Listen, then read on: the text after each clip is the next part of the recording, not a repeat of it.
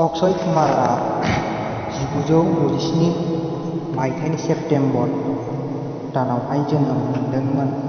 बिथांनि उन्दैनि मुङा राजीव हारि ओम भाटियामोन। बिथाङा जेब्ला फिल्म इन्डास्ट्रियाव हाबो बेनिफ्राय बिथांखौ अक्षय कुमार महरै मिथिनो मोनो। बिथाङा दायो सासे बलिउडनि मुंदांखा एक्टर प्रडिउसार जानानै दं। बिथाङा दासिम 100निबो बांसिन फिल्म दिहुनबाय। बिथांनि गासैबो फिल्मफोरानो जोबोर मोजाङै बेरखांदों।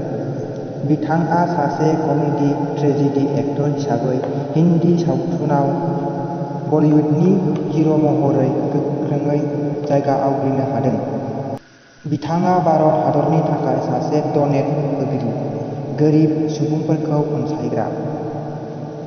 आसामावबो बिथाङा गोबां रां मोननो हादों। बिथाङा बेस्ट एक्टर हिसाबै एवार्ड मोनदों।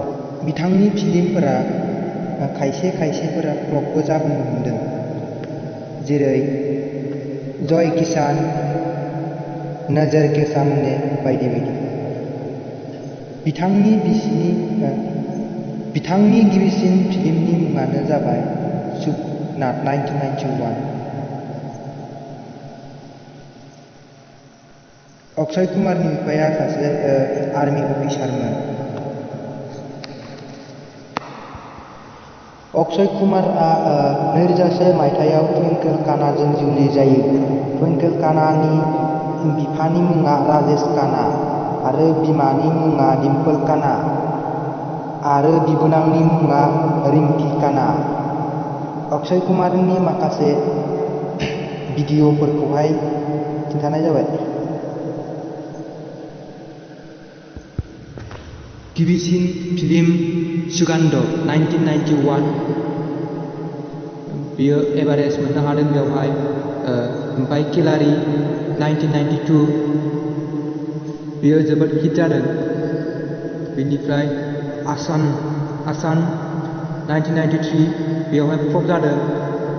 इलान 1994 एभारेस्ट मोनदों। ए दिल्ली 1994 एभारेस्ट मोनदों। जय किसान फ्लप। महरा सुपारहिट।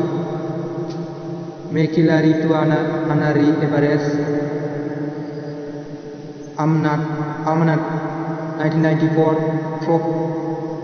सुहाग 1994 Everest.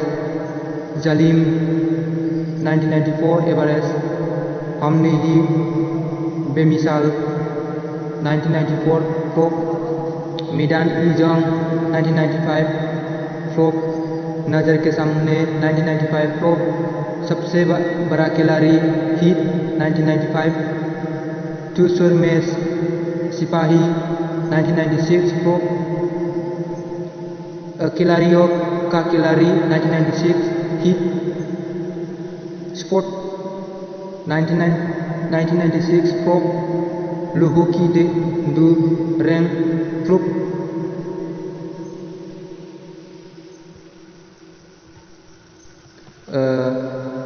Good News 2019 superhit. Housefull 4 superhit 2019। Mission Mangal 2019 superhit. Kesari 2019 superhit. Gold 2018 एभारेस्ट। बिदिनो गोबां 100तानिबो बांसिन बिथाङा फिल्म दिहुननो हादों, जायनि थाखाय बियो गोबां मुंदांखा जानानै फैदों। अन्नानै सामलादाय प्रडाक्शन चेनेलखौ साबस्क्राइब खालामनानै हो आरो खाथियाव थानाय बेल आइकनखौ थुनानै हो, जाहाथे आंनि गोदान भिडिअखौ नोंथाङा सिगां